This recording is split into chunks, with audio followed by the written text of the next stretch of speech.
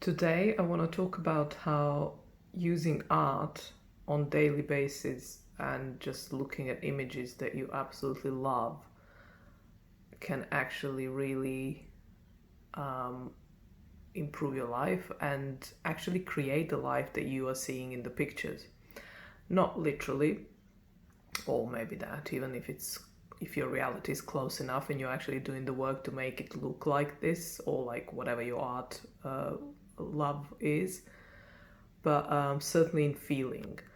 So I want to take you through a few of my favorite paintings, and there are just a few. I mean, there are so many, and these are like classics and old masters. Some old, some new, but there are so many other images. Like on Pinterest, I go and create boards that when I need that visual fix to just get myself feeling a certain way, I do that. So they're just like images on Pinterest, as you can imagine, contemporary and stuff. So this is Constable. And while I love this, oh my god, this is kind of how I remember my childhood, even though my childhood wasn't here on this particular land. But it certainly felt like this. There's something so idyllic about it. Yes, there is this woman in the water, almost in the water. So imagine if there are any floods, and in England, certainly, rain is normal. So my point is, it might look idyllic, but the life of these people may have not been so easy. But that's not the point. The point is that you love the image, and you just do the image. And oh, I think you can see me here. That you, when you look at the image, the feelings that it evokes is what you're after to create that feeling in you, and then as you see this every day, you tend to attract experiences that will help you create a life that will feel like when you look at this painting. This one is by Munch, Edward Munch, and it's I think he's Norwegian, isn't he? Swedish, Norwegian. I think I'm pretty sure it's Norwegian. He is. I mean, so we were there for a few years ago on a holiday to Norway, and definitely Scandinavia is where my soul aches to be one day. And so we've been to quite a few countries in Scandinavian countries, Norway included, and I'm pretty sure this is Norway, but yeah, maybe, yeah, I'll assume it is. And to me, this is just nature and wilderness and all the spaciousness between people, absolutely between people, but also between just, yeah, between. I was going to say, is there anything else? No, it's actually, I suppose it's really spaciousness between people, but also land, maybe land because of all the fjords. And so there's a lot of water, but there's land and there are gaps, obviously, and that's the spaciousness as well. And I loved the fact that it's like quite harsh winters, but then probably summers are not particularly warm. But also, I think they have, well, certainly further north as you go, you get those. I think they're called white nights, when basically you have 24-hour light, daylight, or near enough. So, so this is another one of those paintings that feed my soul, and therefore my soul create experiences in my life that will resonate and resonate with this feeling, with this painting, even though I'm not in Norway necessarily. This one is Canaletto, and it's Venice. So I would look and feed off these kind of images, this sense of desire to have a continuity, have a sense of past and history, as well as timelessness, connectedness with all ages, through all times, all timelines. um, so, but this is the beauty when you look at a painting, you're really just using it as a springboard to create your own version of that idea. So yes, it is visual. So in a way, you can maybe argue that it's like, how can you then, if you're looking at a painting, you can repaint it in your head, fair enough, but you can be kind of held back maybe by the image. So you're stuck in this time, which is 18th century Venice. I think it's 18th century. But no, in my case at least, I just love that feeling of that classic old time as I remember it, not as someone who lived it, which, yeah, if I could remember my past lives, I would remember that too, I'm sure, but it's more like how I feel about these times. So I pick and choose those feelings of awe and inspiration and elegance and beauty and craftsmanship and values from the times of this particular time, for instance, that I still value. So looking at this painting would evoke that, and I would be reminded how much that matters to me too. So I would be more inclined to go back to those values should have I maybe neglected them for however, long or short period of time. This is similarly, some going back in time. It's Corot painting by Corot, and this would be similarly. I'll be using it to take me back to. There's something mysterious about Impressionists, and the images are not clear cut or not precise as previous masters and painters and artists, and that kind of leaves room for my imagination to kind of define it or actually enjoy the lack of definition. So it's not abstract. It's obviously it's not abstract. There are three figures here: a horse and the woods, and there's even some houses there you can see in the distance. But it's still not. It's like it's smudged and it's smeared, and I love that. It allows my imagination to. It's almost like, I suppose, when I want to be reminded of how I don't want to be perfect or how I don't need to be perfect, how you can just draw a sketch essentially and put colors on it. So when I'm doing my own art, Impressionists, I'm not actually sure whether he comes literally on the Impressions, but around that time. Maybe Pointillist? No. Anyway, so I would look at this kind of painting when I want to be inspired to make my own art and not worry about precision, because I could never paint like Canaletto or any of the old masters, because I'm not precise like that. I can't draw necessarily, precisely, and I don't enjoy it. I'd like to become more expressionist, even though this is Impressionism, but still. So I would use this to inspire me to create my own art.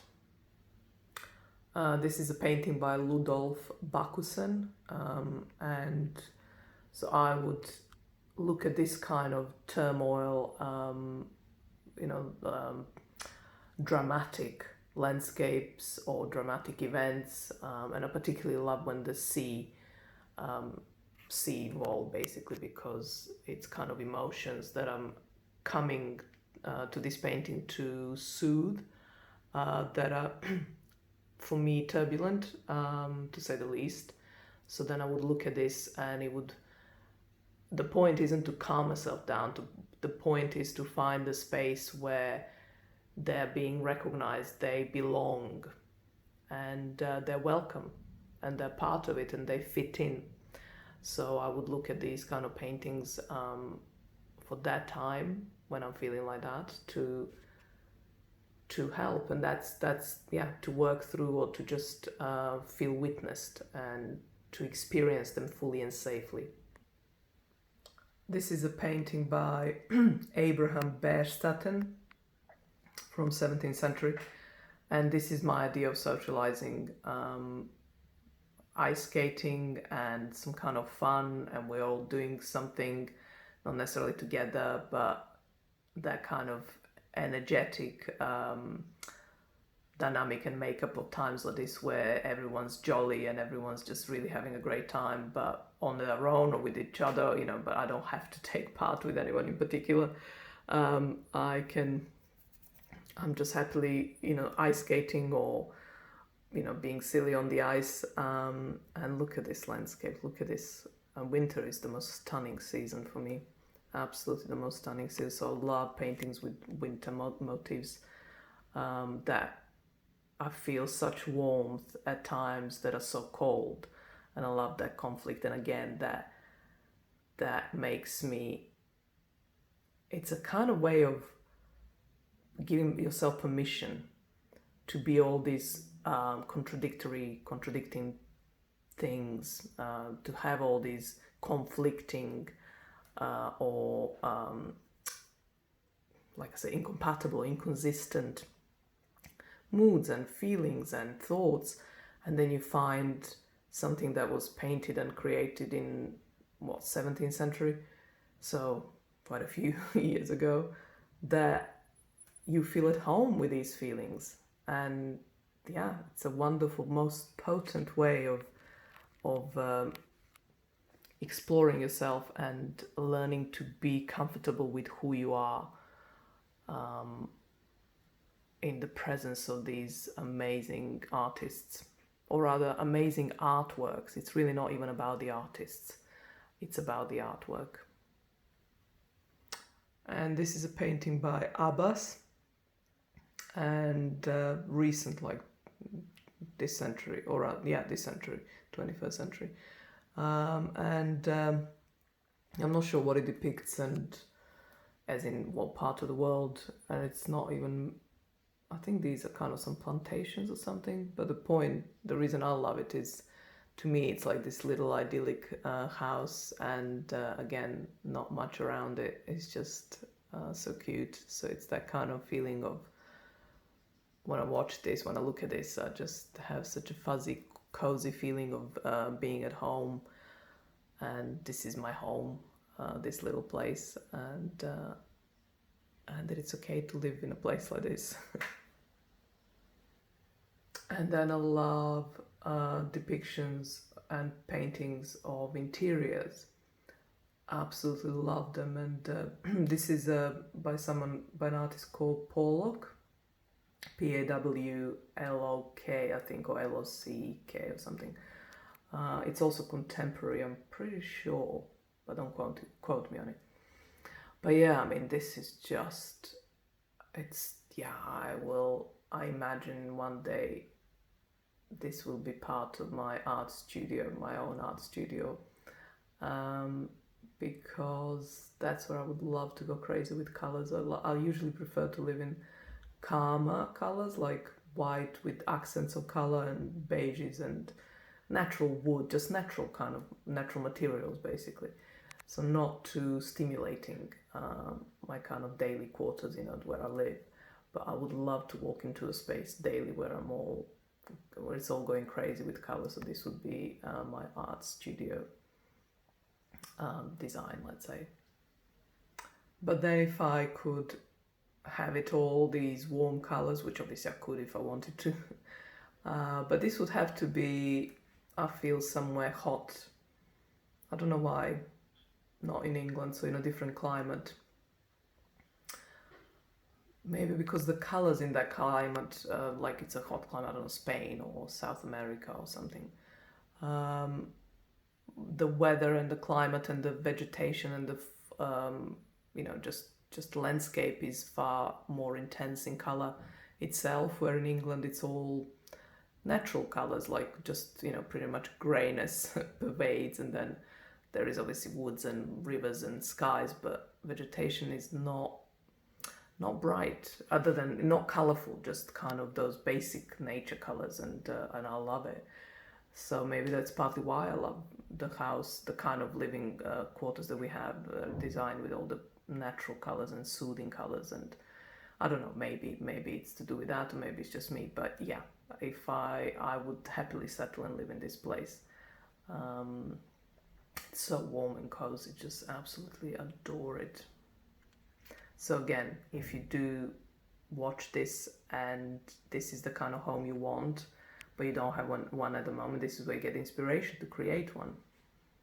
And it's by the same artist, Pollock, as in Pawlok. I'm pretty sure it's like that. And this one is one of my favorite in our collection. And it's by an artist, Kim Young-soo. And she has a series, I think it's a she, I'm sorry, a series of these paintings, and they're all to do with azalea, which is a plant, a flower, sorry. Well, I don't know, a shrub with flowers, I'm not sure. But it's these pink things that you can see. And then below it's a hyper-urban landscape. But I just love that contrast of the tenderness and gentleness and sweetness of these pink petals against this landscape that doesn't necessarily look at all like there's any life in it. um, and but the colors are just stunning, and I love the composition. You have very little, it's like just a strip of brownishness at the bottom, like 1/5 of the painting, and the rest is white, and then these little speckles of pink delights. Oh, just love this painting, love it. So that's it. That's it for today from me. I'll be back tomorrow.